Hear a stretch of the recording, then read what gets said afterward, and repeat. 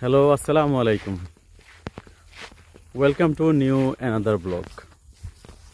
Traveller Al Mamun ব্লগের পক্ষ থেকে সবাইকে স্বাগতম। সো বন্ধুরা, আজকে আমরা অনেক দিন পরে একটা ব্লগ বানাইতে আসছি। অনেক দিন পরে দেশে আসলাম ছুটিতে।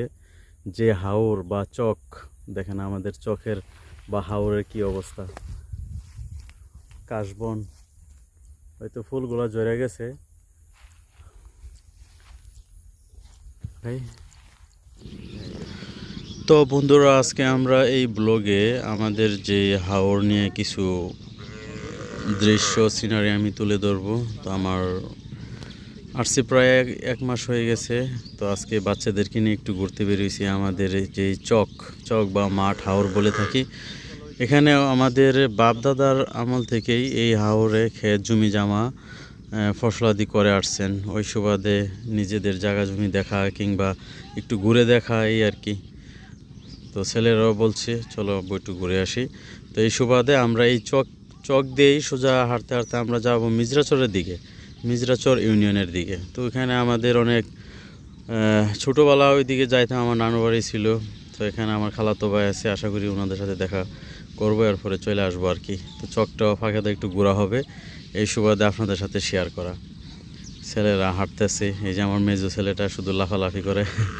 দোয়া করবেন সবাই, আমার 3টা ছেলে। তো এই হাওরে মূলত বর্ষাকালে পানি এসে পড়ে, পানি আগে পানি থাকে আর কি, পানি শুকিয়ে গেছে। এখন ফসল দিতে এরকম করে না, অনেকে গরু রাখতেছে, রাখাল ভাইয়েরা আছে, অনেকে আছে।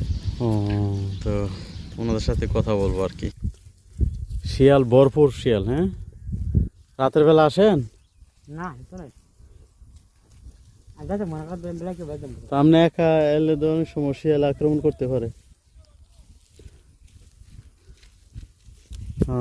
শিয়াল ভরপুর।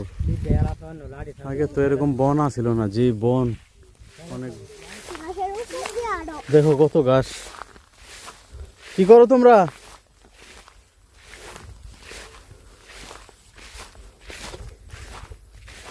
দেখি বাচ্চারা কি করে, এর সাথে একটু কথা বলি। গরুর জন্য ঘাস ঘাস ধরতেছ? হ্যাঁ, গরুর জন্য।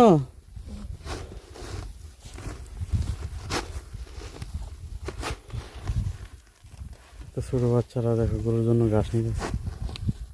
তোমরা বাড়ি কোনো আন্দি কার বাড়ি?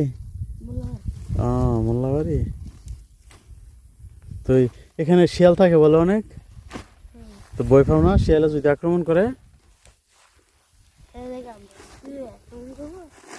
ওরে বাপরে, সাথে লাঠি আছে না? ওই দেখো ঘাস জঙ্গল ভরে গেছে। আমরা ওই দিকে গেলাম। তোমার নাম কি? সোহাগ।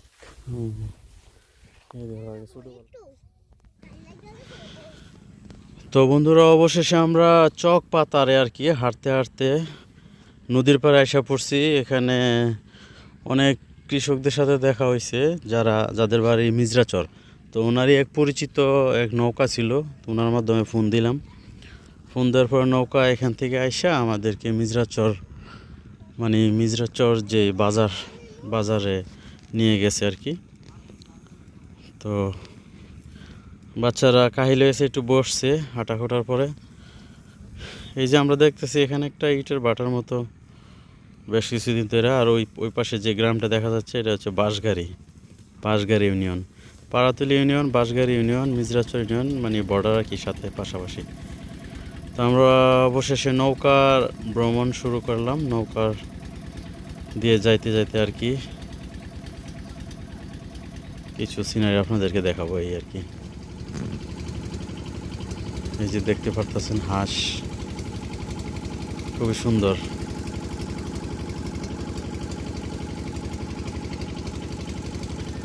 10 থেকে 15 মিনিট আমরা নৌকা রাইড করার পরে এই মিজরাচরের যে বাজারে পৌঁছালাম। ওইখান থেকে 5 মিনিট লাগে। আমার খালাতো ভাই এখানে দেখা করলাম, ওনাদের সাথে দেখা করে আবার পুনরায় আমরা বাড়ির দিকে রওনা দিই। এটা হচ্ছে ওই মিজরাচর পশ্চিমাটি গ্রাম বলে আর কি। তো ওই গ্রামে একটা নৌকা আছে, খেয়াঘাট। এই যে আমরা ওই পার গেলেই মানে বাসগাড়ি যাবো আর কি, বাসগাড়ি ওইখান থেকে আবার অটো সিএনজি সব চালু আছে। তো অবশেষে আমরা প্রায় সন্ধ্যা হয়ে যাইতেছে, যার কারণে আমরা আবার বাড়িতে ব্যাক করি। তো আমাদের ঘোরাঘুরি আজকের ভ্রমণ এ পর্যন্তই শেষ, চলে যাইতেছি। সবাই ভালো থাকবেন। আর দেশের সুন্দর সিনারি যাদের পছন্দ হয় তারা অবশ্যই লাইক কমেন্ট শেয়ার করবেন।